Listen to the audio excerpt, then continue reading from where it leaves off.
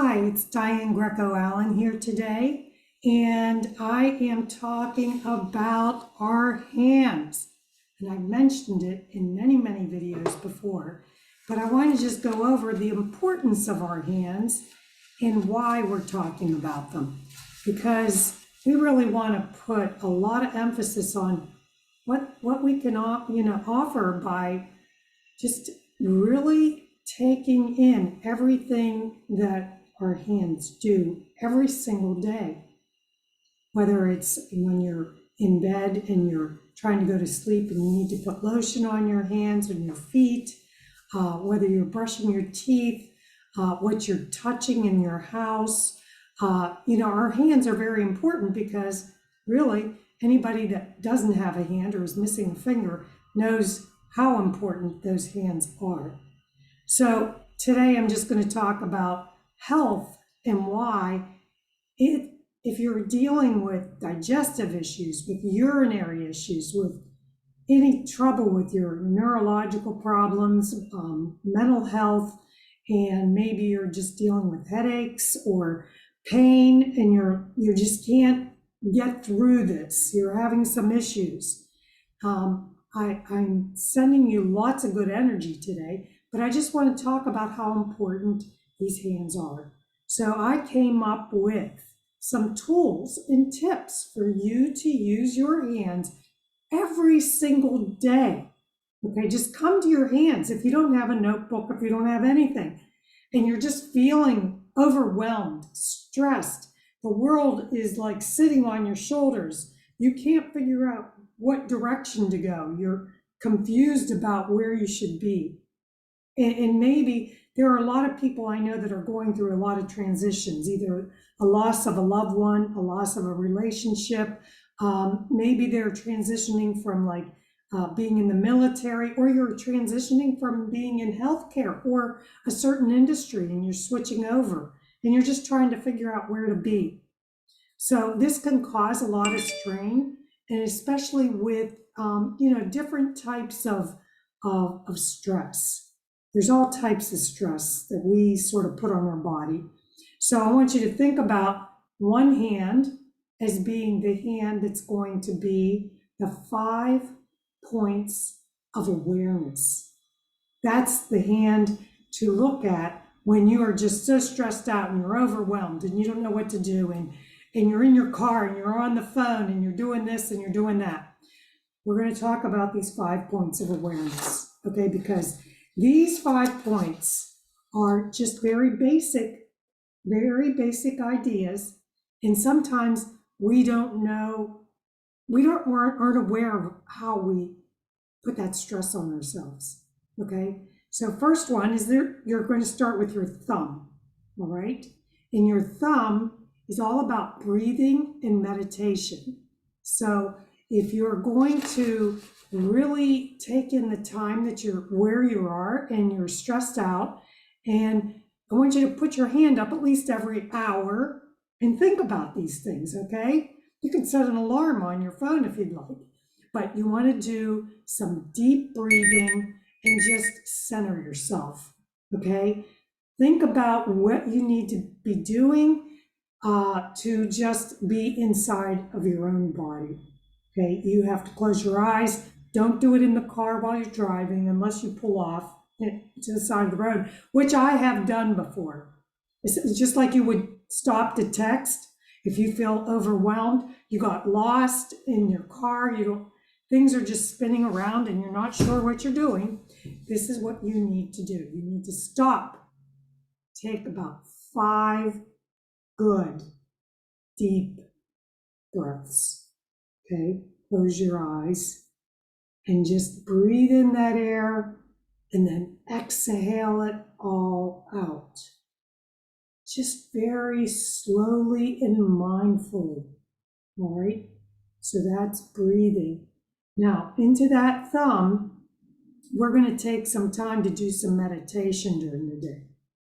If you can do 5 breaths per hour at the top of each hour or at the bottom of each hour, whatever it is, and then figure out what else you can do during the day that will bring you some sense of de-stress. And I always say connect to nature.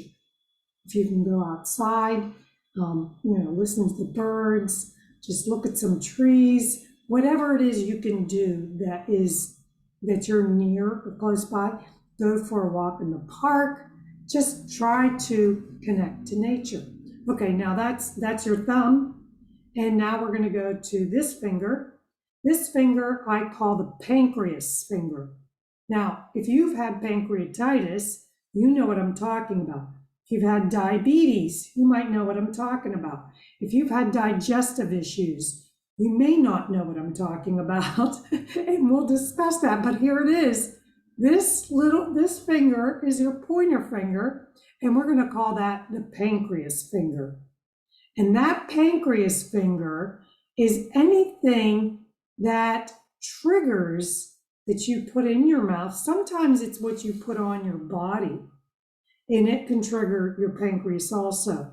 But the pancreas is triggered by many things, but we're going to talk about what goes in your mouth, okay? Because once those digestive juices start flowing and the insulin is triggered to start performing throughout the body, you got to know what your demands are, supply and demands, okay?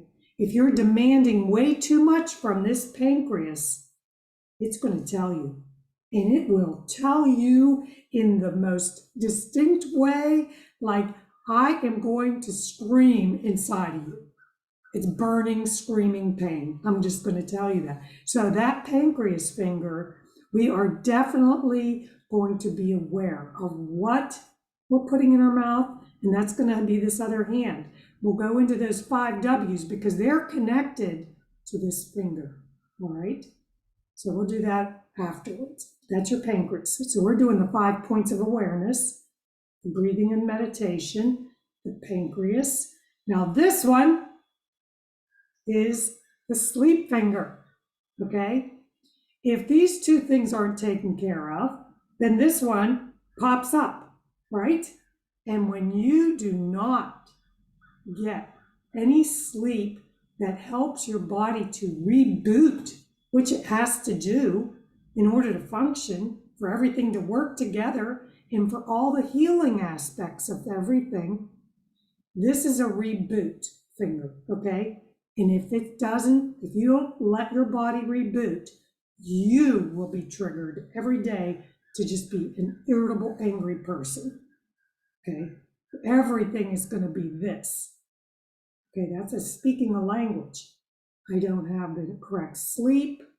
I don't have the correct nourishment. I don't have the correct mindfulness in the breathing to help reduce and balance the parasympathetic and the sympathetic nervous system, all right? It's called the autonomic nervous system. And sometimes we're in high stress mode, actually could be from birth. So we want to try to get this managed. Okay, now that's your sleep finger.